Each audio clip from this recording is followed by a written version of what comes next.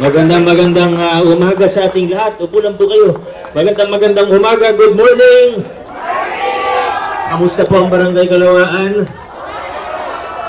Masasaya po ba tayo ngayong umaga? Maraming salamat una sa lahat po ng ating mga residente na nakaisa, na lahat ng taga-resettlement. Pero siyempre, papasalamat din po ako sa mga kasama natin sa puso, sa mga kasama natin sa City Council, sa mga kasama sa barangay, sa lahat ng tumulong sa atin, sa mga opisyalis at sa mga residente po natin. Alam nyo, hindi po naging madali ang ating journey para makarating po tayo dito. Samot-saring pagsubok, problema, at iba pa ang pinagdaanan natin para makarating po tayo dito. Alam naman po natin, di ba, na panahon pa ni Mayor Caroncio to, hanggang sa Raimundo, hanggang dumaan ng ilang dekada. Pero importante, nandito na po tayo ngayon. Nakwento po ni Sir Rick, nakinig po ba tayo sa kwento ni Sir Rick? Parang di ko na po ulitin. Kasi mga kinuwento niya mula 2019 nung pumasok po kami, talagang di biro yung mga pinagdaanan natin, yung mga nilagpasan nating pagsubok at hadlang para makarating tayo dito. May mga iba, yung records, ayaw ibigay sa amin.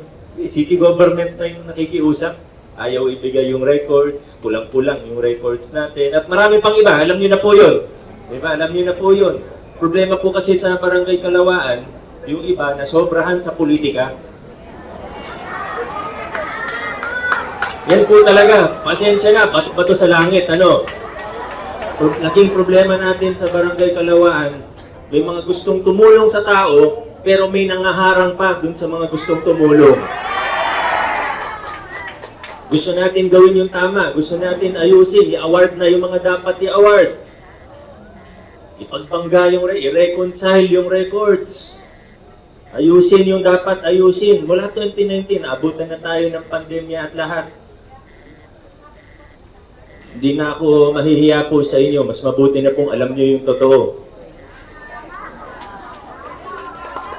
Ilang taon nating inayos to. Gigil na ako. Gusto ko nang i-award yung mga pwedeng i-award.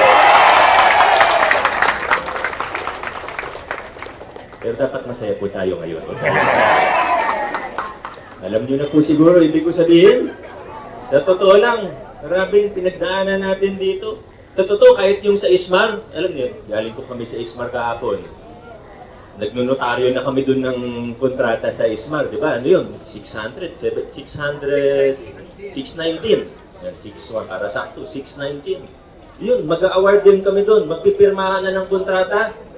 Meron pa rin ng gugulo. Hindi ko talaga maintindihan sa mga to. Hindi ko talaga maintindihan. Alam niyo po, talagang hindi ko maintindihan. Balang araw, siguro pagtanda ko, maintindihan ko po sila.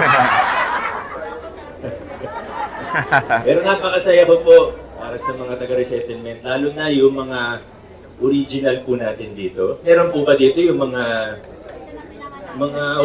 dito na pinanganak? Yung mga unang-unang awardee. Unang awardee, anong taon po yun? 1986 pa. Hindi ko na po sabihin na hindi pa pinapanganak nun. Hindi ko naman po sinasabing matanda na po kayo, pero matagal-tagal po nating inantay ito. At ako naman po, masaya lang ako na at least, matagal nyo man inantay ko, at least sa panahon ko po na nabigay po yung natin. Kaya, masayang-masaya po ako. Hindi ko naman sinasabi na ako lang yung nagtrabaho kasi ang dami pong tumulong sa atin, di ba? Alala ko nun, pati si Tita Latching Raimundo, nakausap ko pa po tungkol dito. Pero, kilala niyo naman po si asawa ni Mayor Dango. Talagang maraming tumulong sa atin para makarating tayo dito. Pinasasalamatan naman natin lahat. Importante, ano man yung pinagdaanan natin, nandito na tayo. Hindi pa po tapos ang usapan, may ano pa po tayo, ito lang po yung una. Pero at least nakita po natin na malaki-laki na yung hakbang natin. Dahil ang gusto po natin na yung para sa lahat. Diba? Yung para sa inyo talaga, pinagpawisan, pinaghirapan po ninyo yan.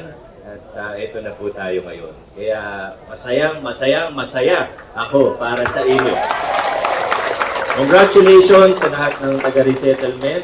Congratulations Barangay Kalawaan. Congratulations sa lungsod ng Pasig. Mabuhay po kayo. Maraming salamat po.